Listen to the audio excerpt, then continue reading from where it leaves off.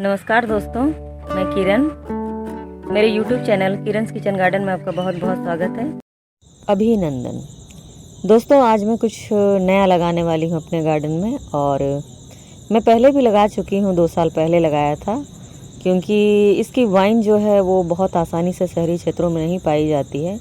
तो मैंने ग्रामीण क्षेत्र से इसे मंगाया है। किसी को बोला था लाने के लिए, मैंने अप्रैल मंथ में ही बोला था, पर उस समय उन्हें भी नहीं मिली, तो उन्होंने अभी ला कर दिया है, तो मैं अभी लगा रही हूँ। तो दोस्तों, ये स्वीट पोटैटो की वाइन है। और क्योंकि उन्होंने सुबह ला कर दिया था, तो मैंने इसे मग्गी में डाल कर रखा है, पानी डालकर, और ताकि ये मुरझाए नहीं। और ये शाम का वक्त है जब मैं इसे लगा रही हूँ। तो स्वीट पोटैटो की वाइन जो होती है इसी तरह से मिलती है, उसकी वाइन तैयार की जाती है लगाने के लिए।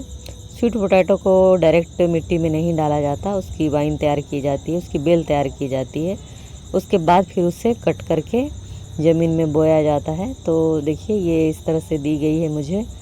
और जो ऊपरी क्षेत्र होती है उसे लाया गया है, ऊपर की जो भाग होती है उसे ही लगाया जाता है।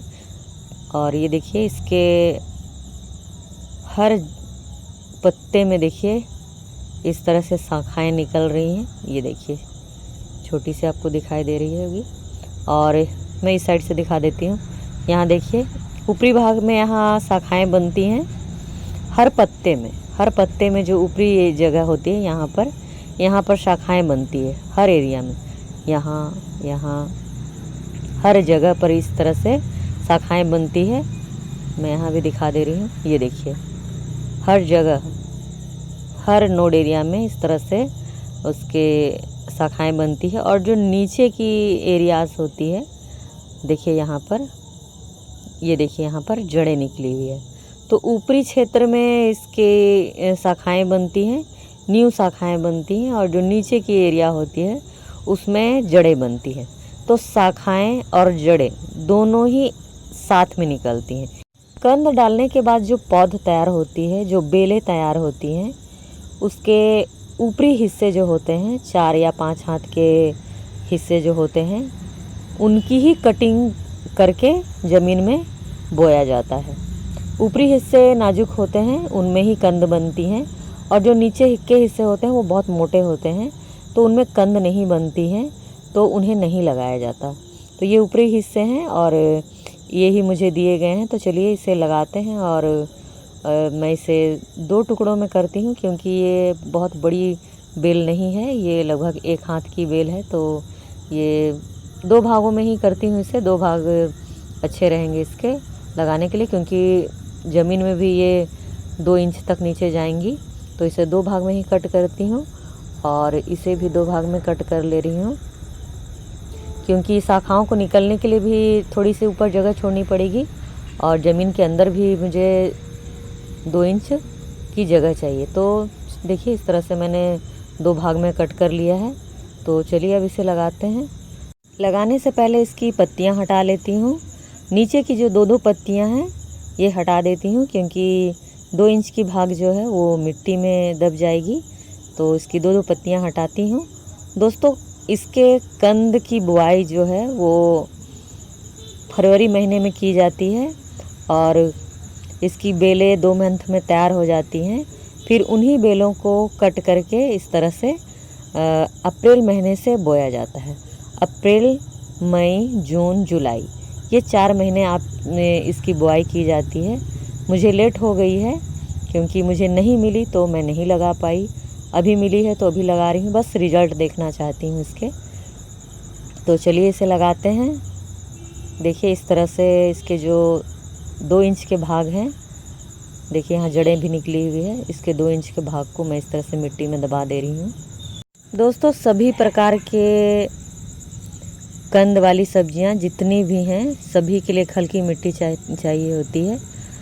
जैसे गाजर, मूली, चुकंदर, आलू, जब भी हम लगाते हैं तो एक हल्की मिट्टी में ही लगाते हैं।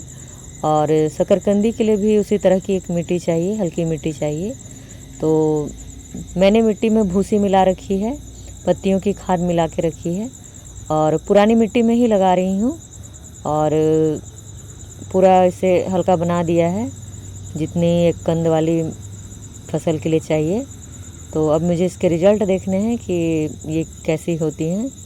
सख्त मिट्टी में लगाने से इसके फल जो हैं वो ग्रोथ नहीं करते अच्छे से, मिट्टी सख्त हो जाती है इसकी वजह से। और मैंने मूंगफली भी लगाई है, तो आप लोगों ने देखा है कि मूंगफली के लिए भी मैं हल्की मिट्टी बनाई है और उसे बोया है। तो उसी तरह से इसकी भी मिट्टी तैयार की है, जैसे मिट्टी मैंने मूंगफली के लिए तैयार की है। अब बारी है पानी डालने की, तो पानी डाल देती हूँ अच्छे से पूरे, क्योंकि इसकी मिट्टी में नमी चाहिए होती है। तो क्योंकि ये बारिश की फसल है, इसमें नमी चाहिए होती है और 2-3 दिनों से बिल्कुल भी इधर पानी नहीं है, तो इसमें अच्छे से पानी डाल दे रही हूँ। दोस्तों, इसे लगाने के बाद ये 4 महीनों में तैयार होती है, लगभग 4 महीने या फिर उससे अधिक दिन भी लग सकते हैं। और जब ये इसके कंद बन जाएंगे तो हमें खुद ही पता चल जाती है, इनकी पत्तियां जो हैं वो पीली पड़ने लगती हैं, पत्ते जो है मुरझाने लगते हैं, पीले पड़ने लगते हैं। तो ये तैयार होने की निशानी है कि आपकी कंद जो है पूरी तरह से तैयार हो गई है। दोस्तों, इसके कंद में पोषक तत्व तो भरपूर मात्रा में पाई जाती है। इनमें कार्बोहाइड्रेट और फाइबर प्रचुर मात्रा में पाई जाती है, जो हमारे पेट के लिए बहुत ही फायदेमंद है। इसकी पत्तियां भी पोषक तत्वों से भरपूर होती है और इसकी भी भाजी बनाकर खाई जाती है। तो दोस्तों, आप भी इसकी बेल को अपने गार्डन में ज़रूर शामिल कीजिए और कंद भी खाइए और इसकी पत्तियां भी खाइए, दोनों ही पोषक तत्वों से भरपूर होती है। तो दोस्तों, मैंने तो लगा लिया है, आप भी ज़रूर लगाइए इसे। दोस्तों, आज के लिए बस इतना ही। वीडियो अच्छी लगी हो तो लाइक करें, सब्सक्राइब करें और कमेंट भी करें। मिलते हैं नेक्स्ट वीडियो में, तब तक के लिए नमस्कार।